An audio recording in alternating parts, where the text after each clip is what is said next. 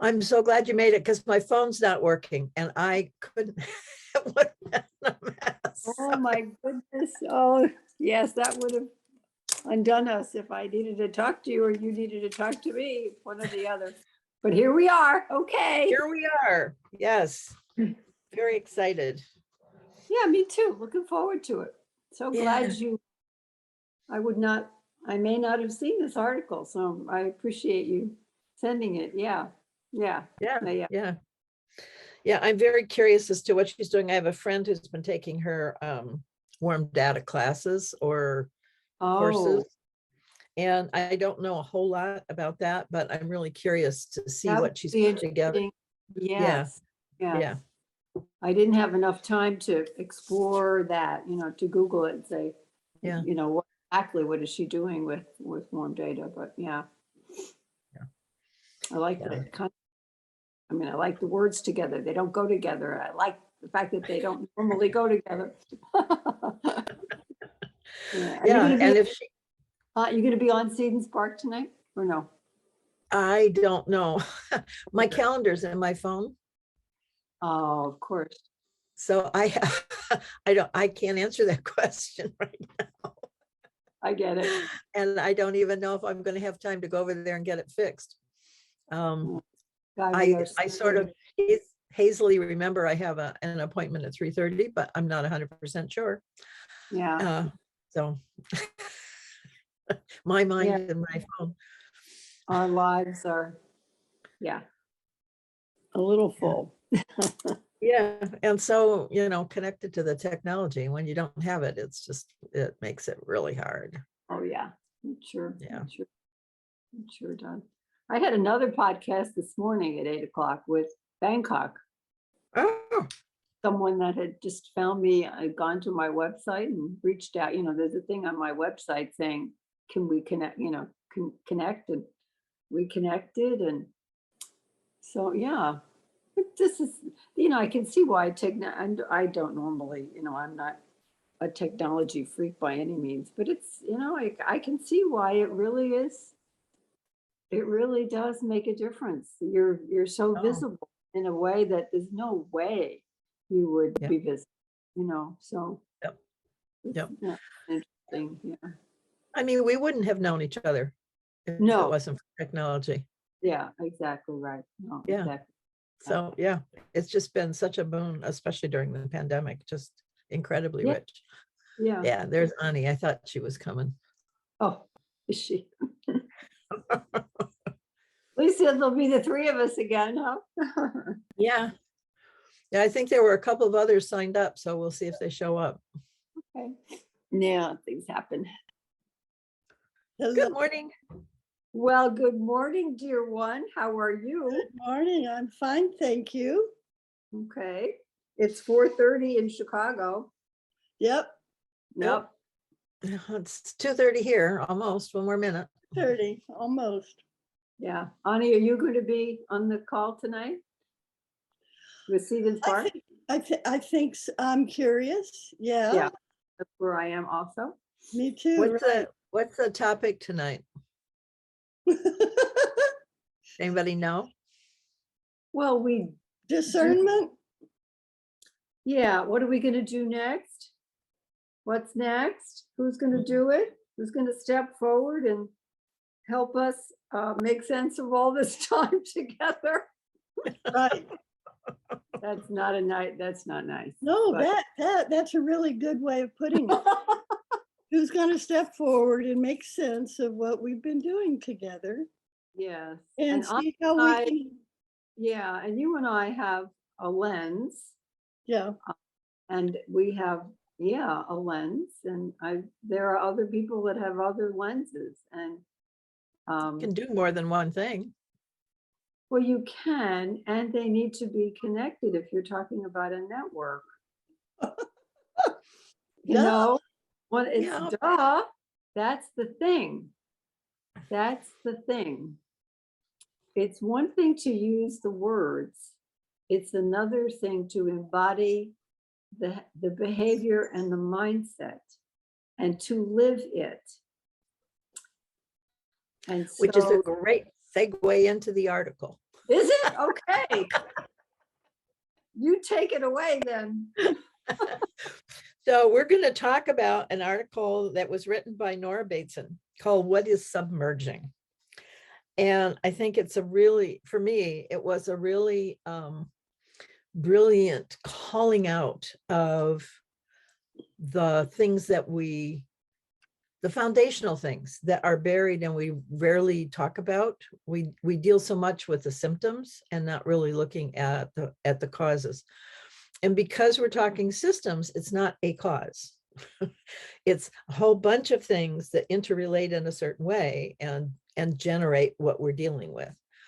So unbundling that is not easy. Which is the problems we have with systems, that it's really hard to talk about because it's not one thing, it's a melding of stuff. Right. So I am wondering, did you read the article, Ani? No, I didn't. Okay. So I'm wondering, Stephanie, what your original thoughts were reading the article, and then I'd like to kind of explore how you see the difference between submerging and pre-emergence. Ah, that's a great question. Read the article, and thank you again, Kathryn, for the invitation to be here, but also for sending me the article, because as I said, I would not have likely have seen it, at least at this point, and so it was great. And I agree with you, it was brilliant. Of course, when your father is Gregory Bateson, and makes it easy. He was married to Margaret Mead. I guess there's something, yeah, he was married. Yeah, she is not Nora's mother, but anyway, there's an inheritance and a legacy there that's pretty remarkable. So I read it several times because in my mind there are two narratives that I could put in the category of subemergence.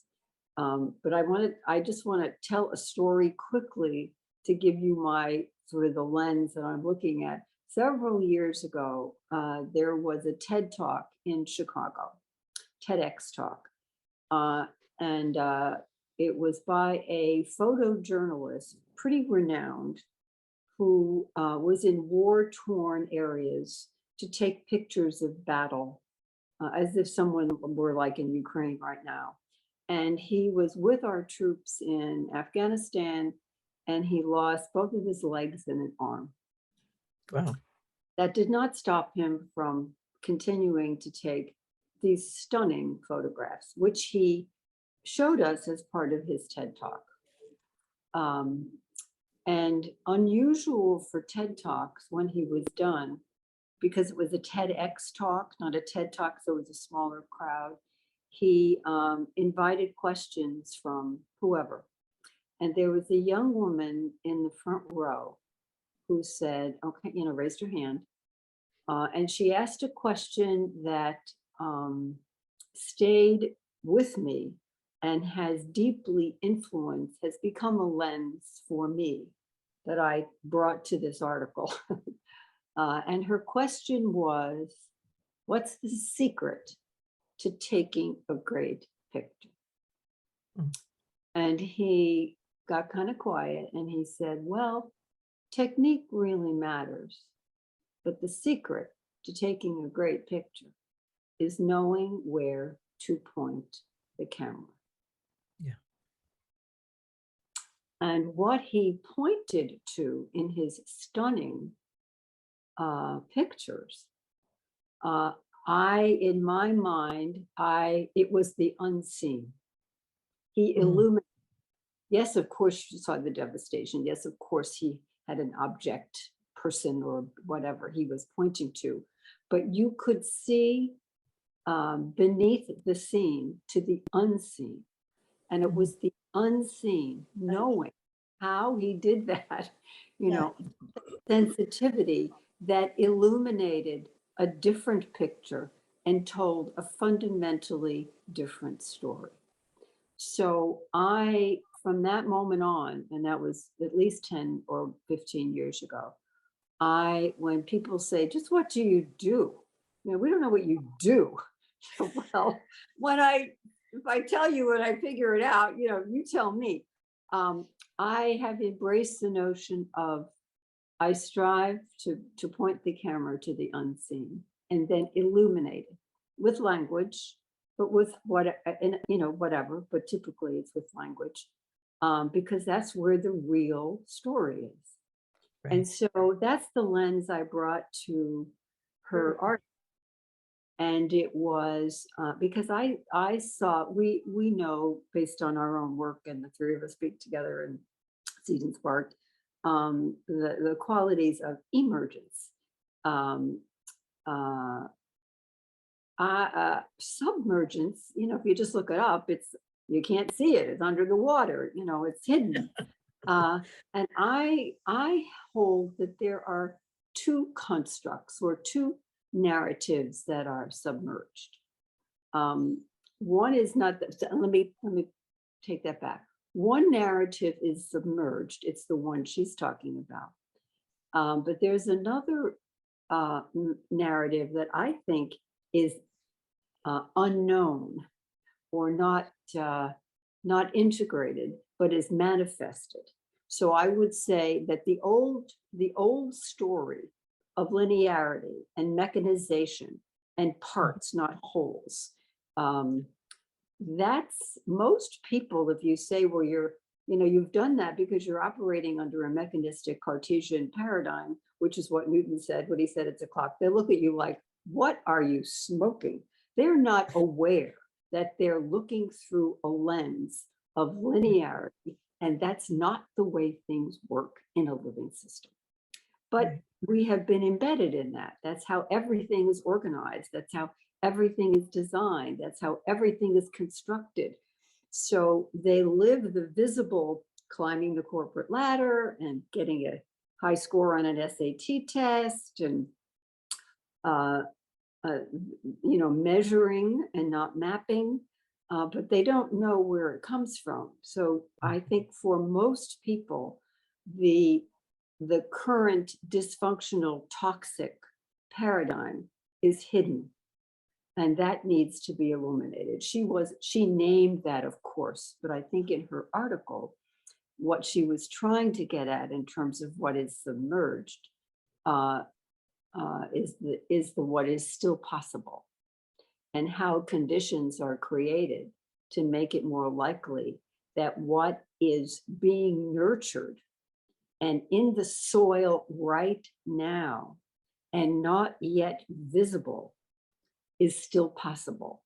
And that's the humanity that we are. That's the generativity that we are. That's the life-affirming behavior that we are, because as Ani has said so many times, we are life. That's who we are.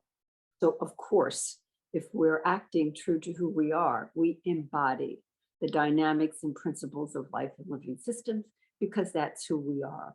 So I think just in a top line, and then I'll stop and you talk, then we'll have our conversation, is most people are not aware they're living a toxic paradigm. They know the manifestation of it. They're exhausted. People don't want to go back to, quote, normal anymore. And many people are saying it wasn't normal to begin with. And I say, hallelujah. Yeah, it's totally antithetical to everything that makes us who we are. But they're not aware.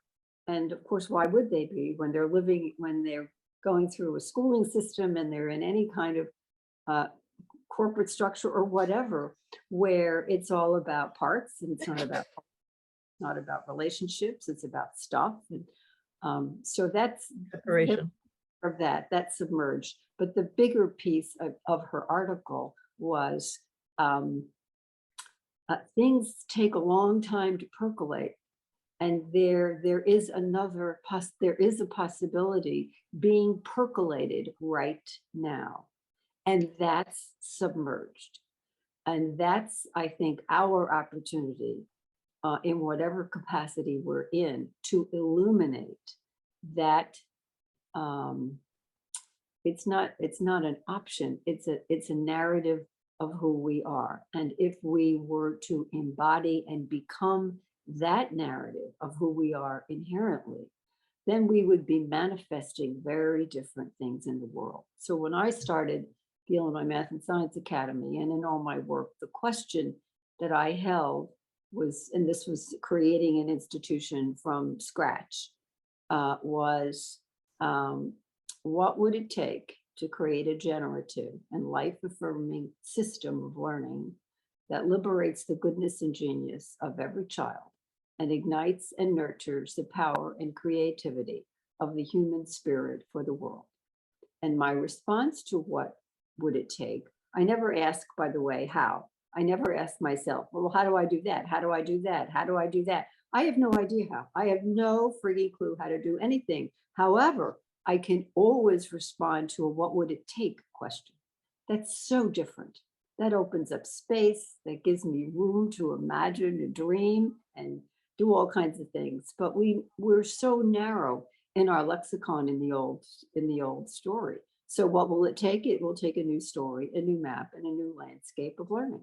And of course, then that's been my work, which so I'm going to stop there and see your comments and Ani's and whoever else is on the call. Welcome.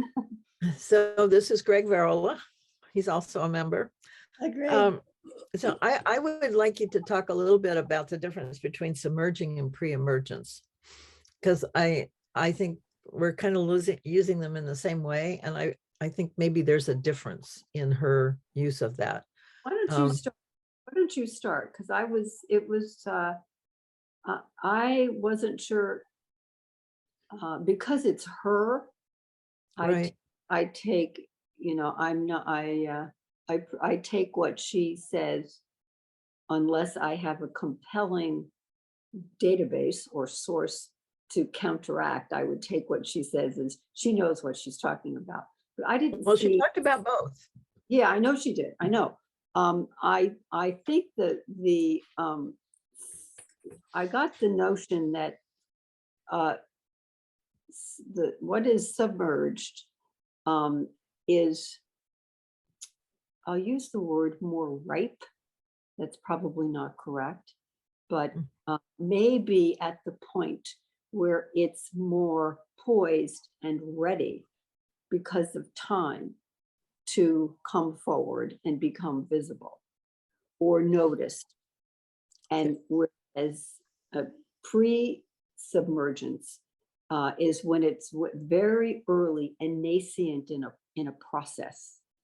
Because we know that, as she said, once things are at any point, something is set in motion in a living system, it starts to move.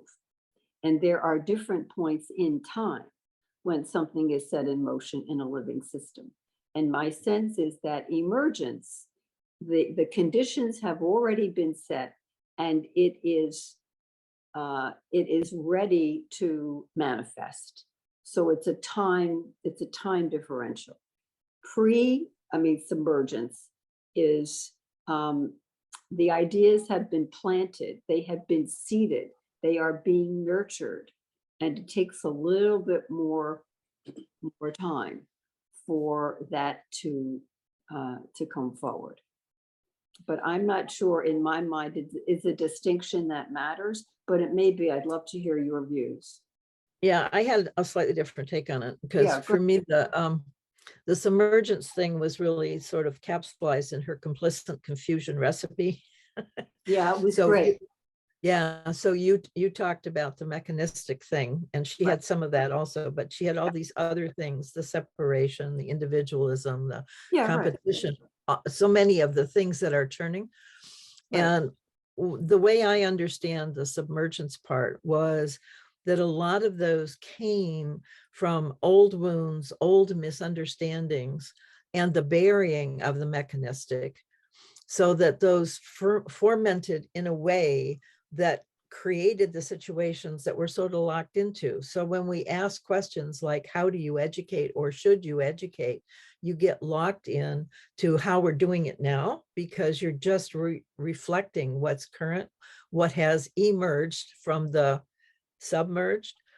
But the pre-emergence is the opportunity to Yeah. to ask the different kinds of questions which Yeah, see different understandings, so that as we move forward, what will emerge is a new, that's think kind of how I saw it. I think that's a good distinction, that the pre-emergence, yeah, is what is what is possible. Is coming, yeah. It's still, If we seed it well, yeah, if we seed it well.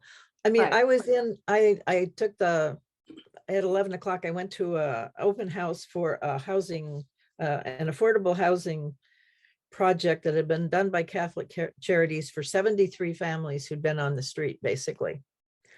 And for me, the whole reason to do that kind of thing is that when people are on the street, are experiencing that kind of poverty, that kind of dismissal that comes from being so outside, that creates those foundational things that become submerged, but that we stand on in our new life. Yeah. And that's damaging. It's hugely damaging, because you have all these beliefs you've created about that experience that really constrain everything else in your life. Well, they So become, if we're going, calcified. They become the narrative that you yeah, walk, you tell, yes, and live. And there's no yeah, way, to get out of it unless it's shifted in some way through yes, exogenous means or your own internal journey. I know. I think I really like what you've said about the pre-emergent you're holding, because I hold the same thing, but I've not used that terminology. When people say, "What's the work of leaders?" I would typically say to create conditions with intention to make emergence more likely. yeah. And Create the conditions that support life is what create, allows for that emergence. Yeah, and it's all about what are the conditions for thriving and flourishing in a yeah. system, whatever the system turns out to be. Ani, do Yeah, you have any thoughts on that? and for me, that's the question, though. What makes thriving? Yeah. You know, how do we create thriving? Then you have so many possibilities. If you just go, well, how do we get them a house? That's one answer, but that doesn't necessarily produce the thriving. Well, I would say that if you didn't use the word how and you started saying, what would it take? Yeah, exactly. It would make you less tense about, you know how? I mean, I'm being silly, but not really. Well, if we go back, to our understanding of the dynamics and principles of living systems, we know that some of the conditions of thriving are relationships. Yeah, which she mentions. Yes, Integration, pattern integrity. So there is a self and an identity of the organization that is known, noticed, and deeply embodied and manifested. So when we talk about identity, information, relationships, processes, patterns, and structures, it's unpacking each one of those to say, in a human system, what does identity mean? In a living system, it's a boundary that enables the system to be itself, like a cell wall. But in a human system, it's purpose and meaning. In a living system, what is information? It's the nutrients that we need to sustain the self of the system. In a human system, it's what do we need to know that our purpose and our values and our principles are being maintained. What information? And so if you're a learning organization, you'd say, well, if I got a 4 on an AP test or I got a 5 on an AP test, I guess it's really important that I know, because 5 is better. Well, but if that was the quality of the information that you wanted, you'd have your answer. However, if you were looking for learning as a construction of meaning and learning as a creative, innovative enterprise, where we are changed as well as we can impact change, then a 4 or 5 or 3 or 2 or 1 on an AP test has absolutely no relevance to the behavior of the learner and to how they approach an ill-structured problem. So it's so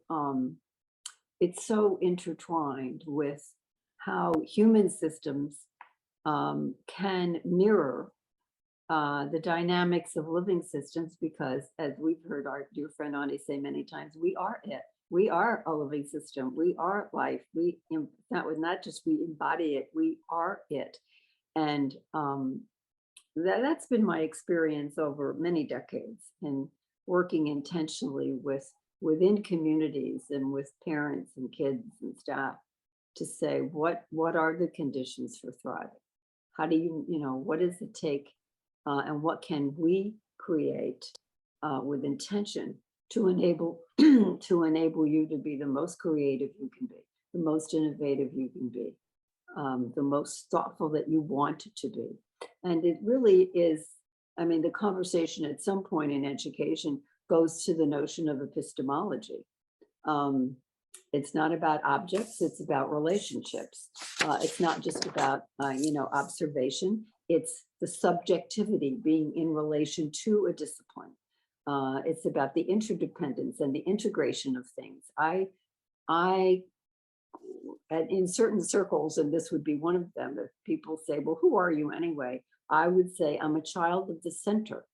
And what that means to me is, my father was a nuclear mechanical engineer. My mother was a singer and a dancer. My brother was right. So I grew up speaking a multiplicity of languages, which made me able to connect without fear to almost anything, because I could speak at least a little bit of the language. If you're in a foreign country and you don't speak the language, can't even get to the bathroom. But if you can speak science and speak mathematics and speak music and speak in enough where you're comfortable, and then you can weave them, that's the kind of generative environment that we need, certainly in education, but in everything. How did that influence the way that you designed the education that you designed? How did that change what you did from what is normal? Into something that was abnormal, huh? Well, it's a great question. My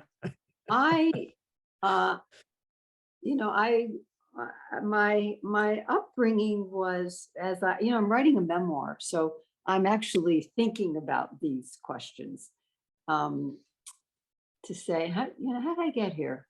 What did it take for me to get here? And lots of stories pop up, things you remember. And at the dinner table, the classic is, so what'd you learn? The dinner table conversation. So what'd you learn in school today? And everybody has a conversation. My parents never asked me that question. They only asked me, what questions did you ask in school today? And so what did I learn as a child? It wasn't about the answers. The answers were not relevant. What I learned, it was the questions that I asked. It was the curiosity that I had.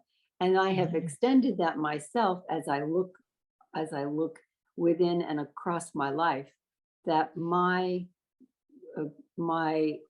greatest transformations that I have had personally have been me saying yes to a very special kind of invitation.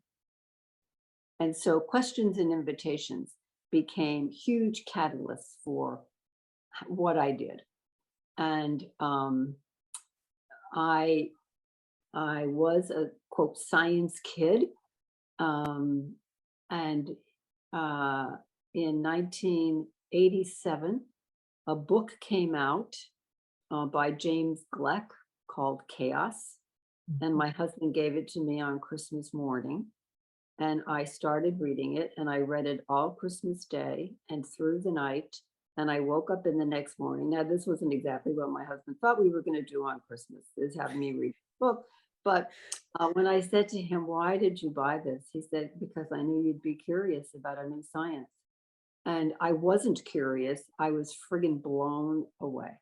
And what happened was, okay, if starting in the 16th and 17th century, science thought this, and now they think that, nonlinear dynamics and complexity and not parts and not clock and not, then I guess we can change our mind too, based on new data and new information and new understandings. And so when we got back to, when I got back to IMSA, I went to my science team and said, okay, I read this book. We got to teach this idea to our kids. Yeah, we know we're teaching it already. Okay, but I need to learn it. So help me become my teachers. And then so they did. And then I met Margaret Wheatley, because her book, Leadership in the New Science, came out. Yes, and this is just, yeah. I didn't know, I didn't know who she was. Her book again blew me away, and I called her and said, I don't know you and you don't know me, but you wrote the book I thought I might write. Yeah, And I'm me coming too. I'm coming to Utah. And she said, on over. And we met in 1992. We have been colleagues and friends since that time. And so all the people that she hung out with, Fritjof Capra He was my mentor too. Yeah. are the people that I started learning from starting in the early 90s. So I brought all of that. It's a long answer to your question or response. I brought all of that into my teaching, to my leadership. I was a school superintendent, to my founding of IMSA, to the work that I do. I don't know how to not think that way. That's just what happened, And so, so my work is always in telling a new story. And it probably, the notion of taking living systems, as you know, and Ani and then saying, how do we translate that in a way that's meaningful, not trivial, but gives people a hook where they can understand it better. And that's when I got an invitation in 1997 to go to the outback of Australia. And the invitation was to see if Western leaders and Aboriginal elders could create a new, more sustainable human story for the new millennium. And when I said questions and invitations, that was an invitation. Came out of the blue. I didn't know where it came from. It blew me away. It scared me. It actually terrified me. Because the outback is, and I looked at where we'd be going, and there's scorpions and wolf spiders and snakes and flies that get into every orifice in your body. And I knew I had to, it just felt like a knock on the door of my soul. That's how I've described it. And I knew I had to decide and not tell my husband, Robert, because he'd say, you gotta be kidding me. There is no way, you're not fit, you're not. So I decided I had to go because I had to be a part of a new story and understand what that meant. And so we walk song lines, and a song line is a story map and a landscape. So I translated the dynamics that we have been using in Seed and Spark, which I first, I used it, or I talked about in The Power to Transform, and said, here's how it maps onto story map and landscape. And this is our work, to tell a new story, to walk a new map, and to create a new landscape of generative and life-affirming learning. And that's the work of leaders. The book Seed and Spark is just fabulous. I mean, it's just an amazing book. Transform. Yeah, it's just an amazing.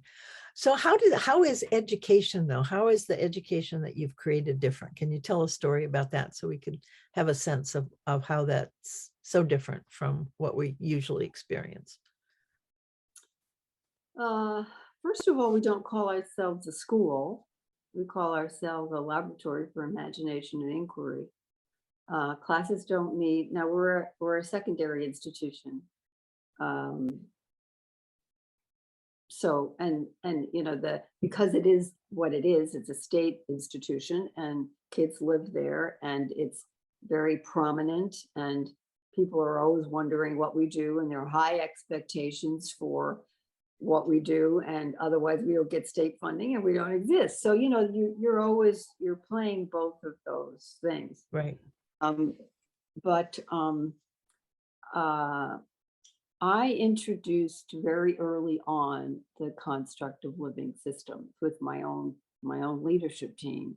But beyond that, I I was an elementary school teacher, 5th grade, 6th grade, then junior high, then administration. And because of my mother, who taught autistic schizophrenic children, I went to see her when I was doing student teaching. So I come from the construct of child of the center. So I was a weaver initially, and then I go visit my mother. And the first time I did that during student teaching, because I went to school in New York City, when I came there, they didn't know who I was. And they said, "Who are you coming to see?" I said, "Well, my mother, Aunt Pace." "Oh, you mean the miracle worker?"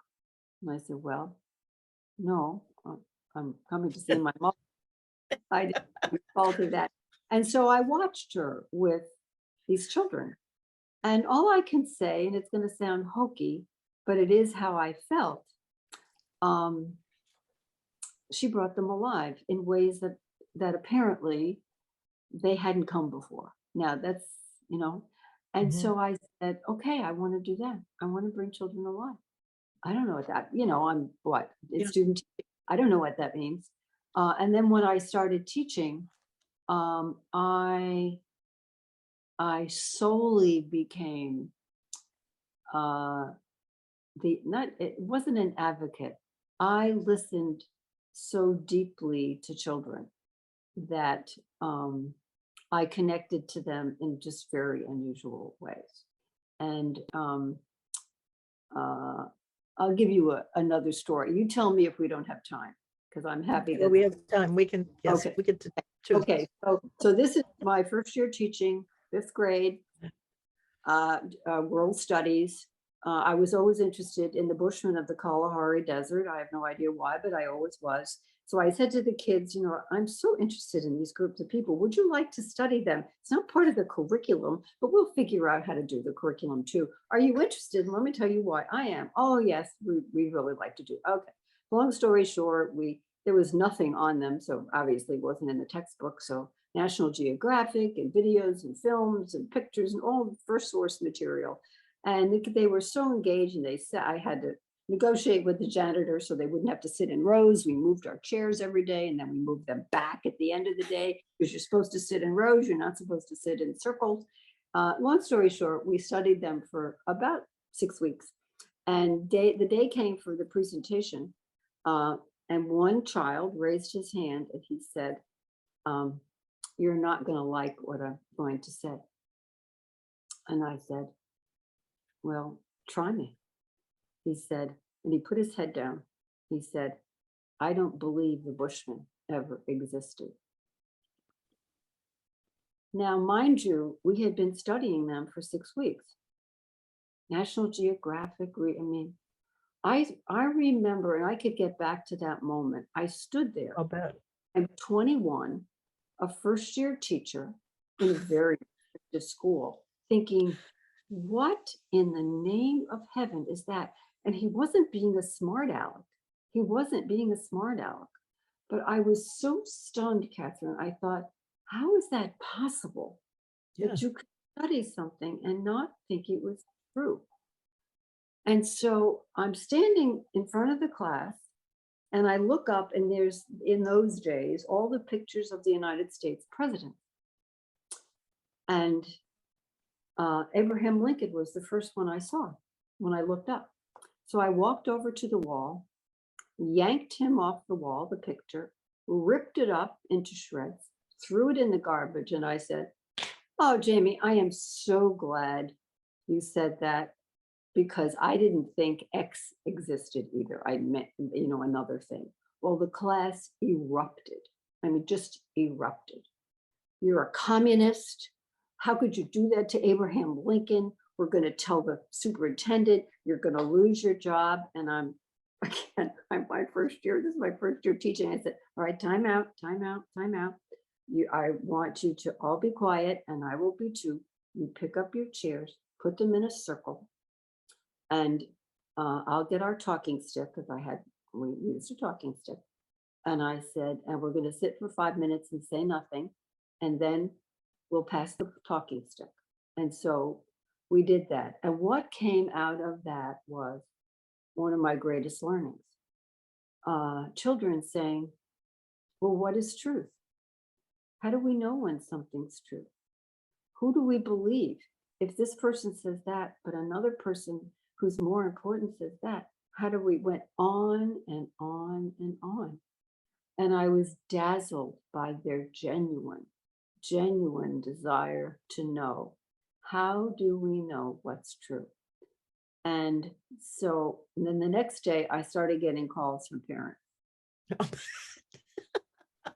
And the nature of the call was, what happened yesterday and what have you done to my child? And I said, could you tell me more? And they said, well, yeah, I was sitting at breakfast as I always do with my son. And I'm reading the newspaper, and I read him something from the newspaper, and he looks at me and says, well, how do you know that's true? Who wrote it? How do you know they know what they're doing? Do you know anything about that author? And he went on, she said, what happened yesterday? And I thought, all right, I'm, if I have to choose, there's no choice. I'm with the children. Mhm. And that was my first year teaching. And I haven't changed since that time. I interview every teacher at the Illinois Math and Science Academy. And I remember the first interview I had with someone who said, so what's the most important thing you want me to bring to the Illinois Math and Science Academy? And I said, your soul. And if you can't, make sure when you leave it in the car, you roll the window down so it's alive when you get back. And he shared that at a faculty meeting. I was there when people said, well, what does she care about? He said, let me tell you a story. So that just gives you a sense. Oh, I think that's just so wonderful. Yeah, I mean, we so need that. And the kids know the truth. They truly do. Kids know the truth. I mean, they still have that barometer inside. It hasn't been so puddled over with stuff. They can still bring it out, and they still know it. Article. Do they know? Do we think they know and they sense what is submerged that they want to be? They want to make the world better. They want to contribute. They want to be taken seriously.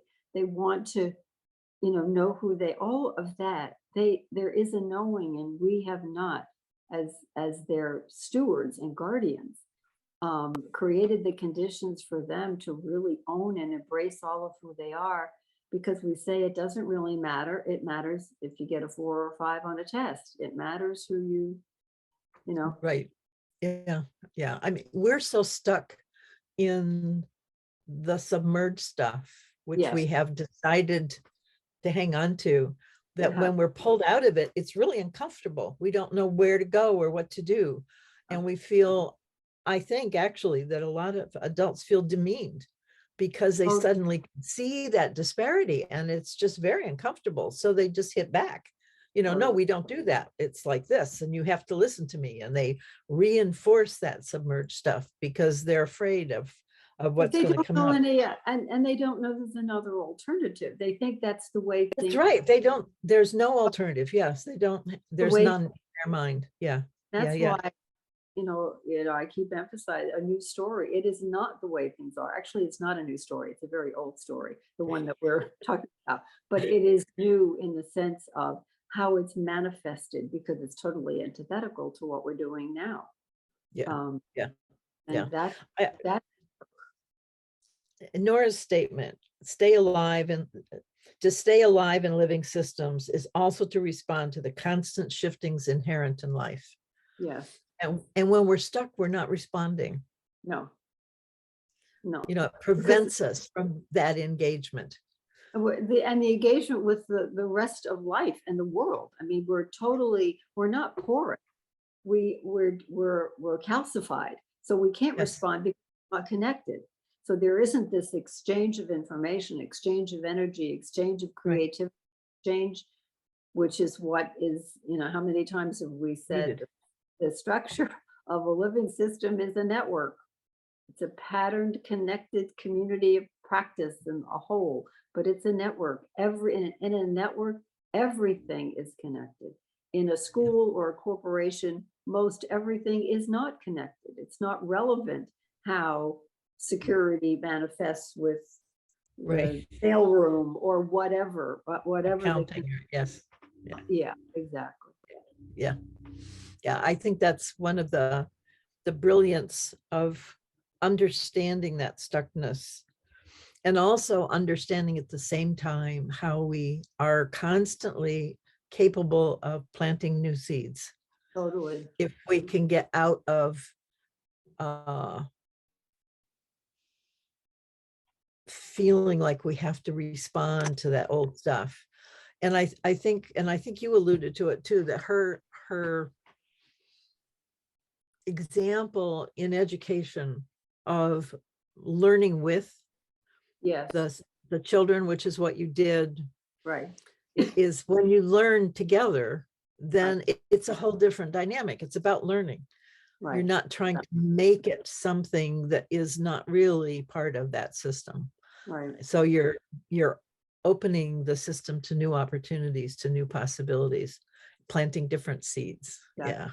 And part of where I have been very conscious, but it's because I also grew up in a home where a word was worth 1,000 pictures. No, seriously, language and lexicon is very, very important. It's just embedded in how and what I do. So uh, you you can't. It's very difficult. I probably shouldn't say you can't, although I think it's really not possible to tell new stories with old language. So we have Yeah. to the lexicon.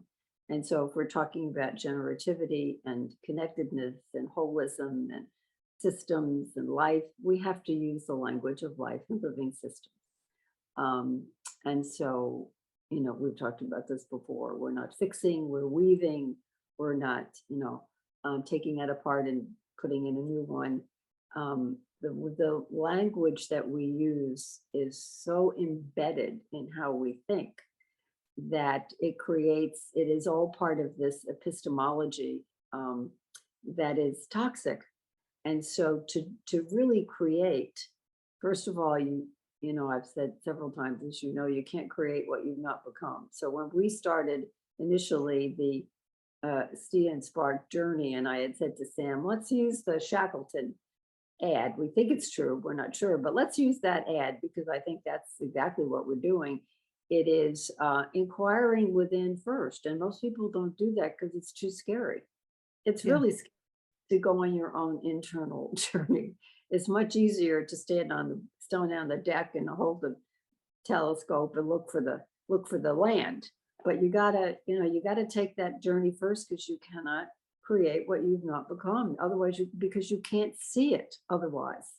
It's not just a matter of you can't, because you got to become something, you have to be able to see, discern, understand, and become, it has to become embodied, as Ani has said many, many times.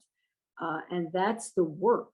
And unless you are it, you could pontificate and write the best speeches ever, but unless you're it over time, your authenticity, your lack of authenticity will be called out, and people will stop, quote, following you or listening because they know it's a charade. It's not real.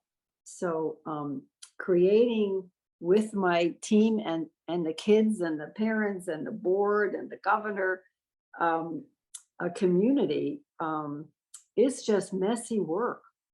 It's really messy, and we're not always successful, but we illuminate everything, and then have the conversation. Oh God, we just screwed up here. What? Why? Well, let's illuminate what happened. We had there was a moment that we had a union. The faculty said some things are not working. We're going to have a union. And people said to me, if you have a union, you're over. You're a state institution. You'll then be like everybody else. you better, I'm just telling you, Steph, you better make sure the faculty don't have a union. Well, we had 4 votes and we didn't have a union. And the last time, I mean, the process, finally, I went into the faculty and said, all right, we're in deep trouble here. Something's not working. So how about if I come in and meet with you every week and you tell me everything you want me to know? You don't listen, whatever it is, everything you want me to know. And then I will repeat it back. And you will say to me, all right, you got it, you heard it. Or no, you did not hear it. That is not what we said. And you tell me again.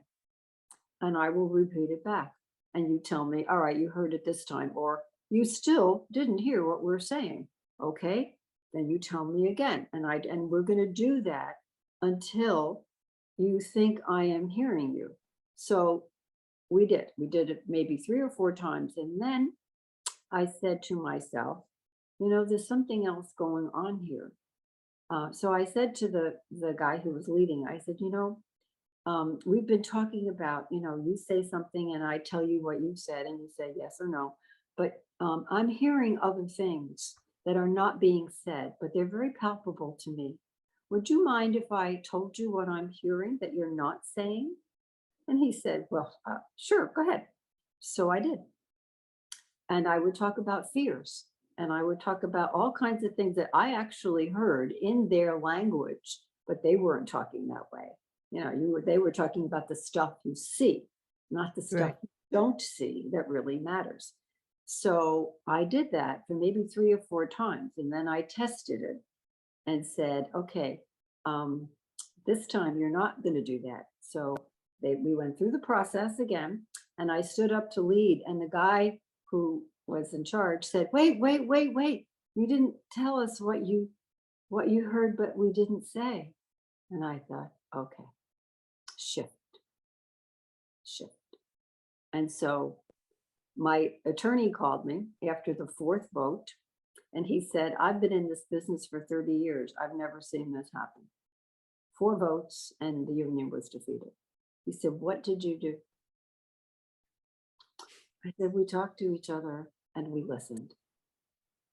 So I'm not saying, it was one incident in time, but it's what happens in a living system, that you open space for possibilities as opposed to the too small world that we're living in a mechanistic system. And so in a living system, everything is possible. May not happen, but once it's set in motion, you have no idea. And that's the joy of it all. Yeah. That's the thrill and the discovery and the curiosity. And if we can just let that happen, then life does become a really interesting and very joyous journey, because you're always surprised at the things that blossom, Emerge. And I think the conversation now is, what is the generative and life-affirming work of leaders to create conditions with intention to make the generativity that we seek more likely, to name it, to illuminate it, to practice it, to become it, to embody it, to encourage people to be all of that. We have to, you shift, leaders not only have to tell a new story, they have to become the new story. They have to work with communities to create their new map, which is relationships and patterns of integration, and the new landscape, which is the structures and processes that will manifest that new emergent story. That's the work of leaders. And you cannot do that unless you are it. Yeah. The act of discerning takes practice. And it takes us to practice. You can't do it by yourself. No, and it has to be real and authentic. You can't fake it. It'll be it's picked up in a second, Yeah. In some of the values work I do, I've just discovered sort of an ecology of ethics. I've been struggling for what is wrong with values and ethics work for a long time. And I think I finally understand what some of the problems are. And there's part of that discussion has to do with the fact that we idealize certain things and want to become that ideal. And the other part is that we want to fit. And so we have a social ideal, if you will, or a social model that we also try and construct. And sometimes those are at odds with each other. And sometimes they're also at odds with who we really are. So if we don't discern those things, if we don't understand that, it's just messy. It's really messy. We do things that undermine ourselves unintentionally.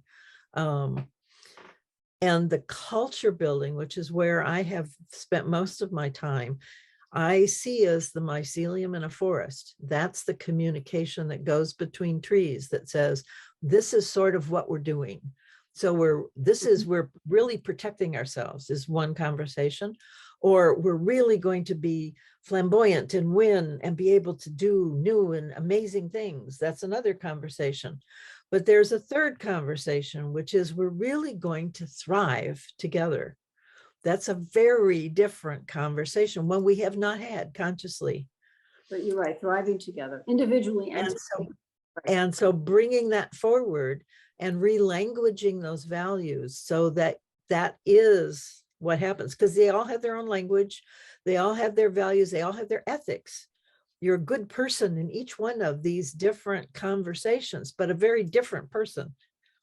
So choosing life, choosing that thriving together piece opens up the discernment for that, which has been dormant. We've not really paid attention to that. We paid attention to being safe. We paid attention to being flamboyant and successful, however we define that, but we haven't paid attention to thriving. And so we've been off in these side conversations that have not taken us where we want to go because we're not thriving, because we haven't paid attention to it. That's not what we've gotten. And in many ways, I think sometimes it sounds to some Pollyanna-ish. You know, get over it. Not everybody thrive. You know, there are some people that just don't do all of that stuff. And so that's going back to Nora's article. It's the what is submerged is so is so invisible that we need to bring that to the surface to look at it. And then before we can, whether it's before or not, but then together with the living systems paradigm, to look at both of these to say, do we understand the damage? I mean, I have called schools, the narrative of schooling, not school, but the narrative of schooling akin to identity theft.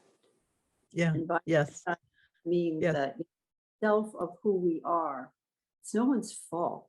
It is the paradigm we thought was the right one to help our I'm convinced that's what we thought. It's the right one, healthcare, you know, we created them because we really did think that those were the processes and structures and commitments and blah, blah.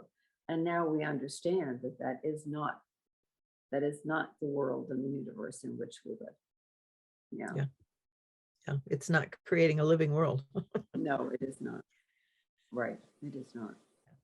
So we need to be more circumspect in the way we approach things. And I think that's a big part of that is also heart, because the heart is where that resonates. Totally. You know, it's our internal barometer to when we hit the life button, we know it. You know, there's a joy that just comes. And when the joy isn't there, it's like, oh, wait a minute, maybe we should pay attention. Yeah, with a student, this goes back a long ways. And I said, you know, I don't know what to call IMSA. We're not a school, we're not a high school. I mean, we are, but you know, that's not a word that we use. And so I struggle when people say, when they say you're a school and I say, I'm going to have to smack you if you use that word again. That's not, well, then what are you? So I turned to him. I was driving him. He had a research paper he was delivering. And so we were in the car and he looked at me as if, so I said, so what would you call us? And he looked at me as if, I can't believe you don't know the answer to this, Dr. Marshall. He said, we're a learning arboretum. Is that great? I mean, is that not great? I don't use that typically with corporate CEOs, but I thought he got it. Yes, we're a learning arboretum. I loved it. So in the book, The Power to Transform, I created a new place. It's called Aspen Grove Center for Imagination and Inquiry. And I used the metaphor of an aspen grove because it's one root system. You have 80,000 trees, it's one root system. So, and I said, when you walk in the door of Aspen Grove, come walk with me into Aspen Grove. And so that's part of it. Nice. Yeah. Nice. One of the pieces of education is information. And I love this quote in the paper that she did with Judith Rosen. Living organisms have the equivalent of one foot in the past and the other in the future. Mm-hmm. And the whole system hovers moment by moment in the present, always on the move through time. Yeah. Because information is an integral feature of life itself. Right. It's just there. And we've stopped looking for that. We've imposed on it the kind of information that should be there instead of being curious to see what is. Well, and we view it as the thing, an entity that's bounded information, as opposed to an energy source and a flow and a field that's in constant motion, reacting and responding to its environment and bringing in new nutrients, which is the information. So it's a whole different worldview of what information is. It's not static. It's in constant motion, informing us as it moves within us and within, within the world, within all living systems. So it's a total mind shift what we're talking about. Yes. Yes. Yeah. Well, I've been so grateful for your time. Well, thank you. It's been a great conversation. Thank you for introducing the article.